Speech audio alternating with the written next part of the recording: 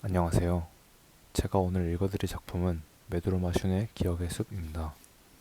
이 작품은 오키나와의 대표 작가라고 불리우는 메도로마 슌이 2009년 집필한 작품입니다.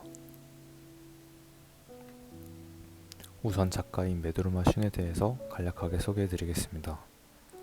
메도로마 슌은 1960년 10월 6일생으로 일본 오키나와 현에서 태어났습니다. 현재는 62세로서 오키나와의 미군 반대운동에 전념하느라 작품을 집필하고 있지는 않지만 그가 발표한 작품들은 모두 오키나와 문학의 중심이자 대표작들이라고도 불립니다. 그는 우선 1983년 단편소설 어군기로 등단하였습니다. 이후 1997년 단편소설 물방울로 117회 아쿠타가와상을 수상하여 그는 오키나와 문학의 대표로 올라서게 됩니다. 현재 국내에는 그의 유명 저서로 물방울, 어군기, 브라질 할아버지의 숲, 그리고 현 작품인 기억의 숲 등등이 소개되어 있습니다. 그는 일본 현지에서는 오키나와의 비극적 역사와 의식을 독특한 상상력을 통해 풀어냈다는 평가를 받고 있는 거장 중 한 명입니다. 메도로마 슌은 오키나와 대표 작가인 만큼 현재 오키나와에 모든 관심을 기울이고 있습니다. 그는 현재 자신의 블로그인 우미나리노 시마카라를 운영 중입니다. 거의 모든 글이 오키나와와 오키나와의 안정과 평화를 도모하는 글입니다. 따라서 그의 블로그에는 항상 그의 생각과 오키나와에 대한 무한한 관심이 느껴집니다. 다음은 소설, 작품 소개입니다. 소설 기억의 숲은 세이지와 사요코에게 일어난 사건을 중심으로 이야기가 시작됩니다. 참혹한 전쟁이 끝나고 오키나와는 미군의 손에 넘어가게 됩니다. 오키나와 주민들과 미군 간의 관계가 서서히 안정적으로 돌아서기 시작할 때 사건이 터지게 됩니다. 미군 병사들이 오키나와 소녀인 사요코를 강간한 것입니다.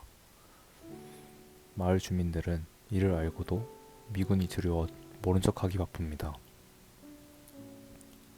하지만 사요코를 좋아하던 오키나와 소년인 세이지는 마을 주민들과는 다르게 직접 행동에 나서기로 합니다. 그는 사요코를 강간한 미군 병사 3명을 바닷속에서 몰래 쫓아가 자신의 작살로 그들을 직접 죽일 시도를 합니다. 하지만 결국 미군 병사 1명에게만 중상을 입혔을 뿐 살인 미수에 그치고 맙니다. 세이지는 자신의 실패를 자책하면서도 오키나와의 동굴 속으로 몸을 피하게 됩니다. 하지만 이 모습을 마을 구장 가요가 목격하고 마을의 안전을 위해 세이지를 미군에게 신고하게 됩니다. 미군은 세이지의 은신처를 포위하고 결국은 세이지를 잡아내게 됩니다. 하지만 그러는 과정에서 세이지는 비극적이게도 두 눈을 잃고 맙니다. 이후 60년이라는 세월이 흘러 사요코의 동생인 다미코는 중학교에서 오키나와에 대한 강연을 하게 됩니다. 다미코는 60년 전 사건을 여전히 기억하고 있습니다. 기억의 숲, 메도로마 슌.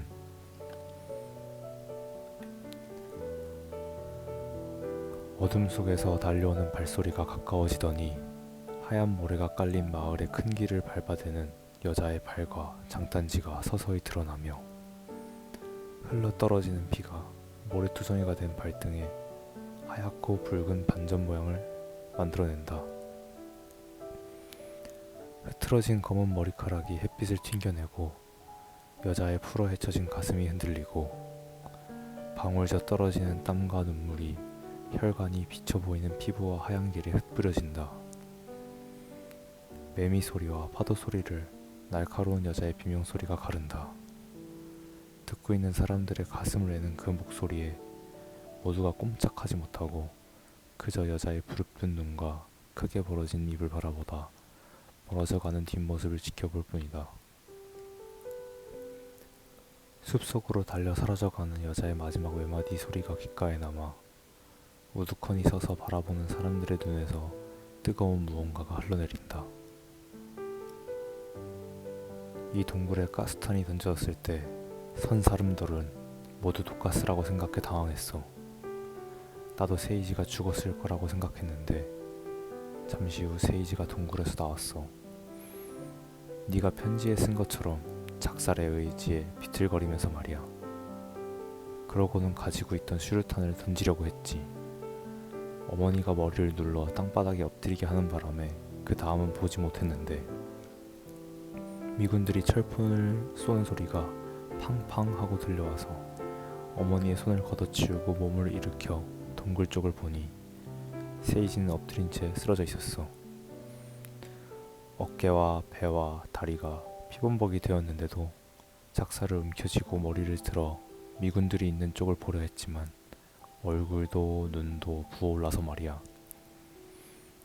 가스탄에 맞은 거라고 나중에 아버지가 말해주었지만 그때 이미 아무것도 보이지 않았던 것 같아. 그러니까 제이나 케이, 제이의 아버지, 할아버지뿐만 아니라 선 사람들을 위해서라도 이 작살촉을 제이의 할아버지가 싸웠던 바다에 던져주길 바랄게. 너무 감상적인 부탁일지 모르지만 부디 불쾌하게 생각지 말기를. 네가 편한 시간에 섬에 가줘. 나는 이제 기력도 없고 시간도 얼마나 남았을지. 그러니 일방적이지만 이렇게 부탁만 하고 이야기를 마치는 것을 부디 용서해 주길. 그럼 잘 부탁해. 펜던트를 봉투에 다시 넣고 비디오 레코더에서 비디오 테이프를 꺼내 봉투와 나란히 테이블 위에 올려놓았다. 그리고 벽에 걸린 달력을 보며 섬에 갈 만한 날을 확인해 보았다. 이번 주가 지나면 6월이었다. 60년 전 이맘때 오키나와는 전장이었다. 문득 그렇게 중얼거리니 가슴속이 갑자기 뜨거워지는 것 같았다. 봉투에 검붉은 얼굴이 번져간다. 펜던트를 꺼내보니 검은 광택이 나는 은빛 작살촉에서 피냄새가 풍겨온다. 멀리서 파도 소리가 들리는 것 같아 무심결에 방안을 빙 둘러보았다. 내 목소리가 들렴시냐, 사였고 바람을 타고 파도를 타고 흘러가는 내 목소리가 들렴시냐.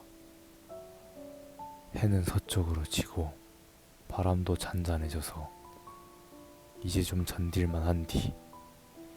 너는 지금 어디에 이신 거니? 너도 바당 건너편에서 이 바람을 맞으멍 파도 소리를 듣고 이신 거니? 들렴수다 세이지. 이상으로 메두로마신의 기억의 숲 마치겠습니다.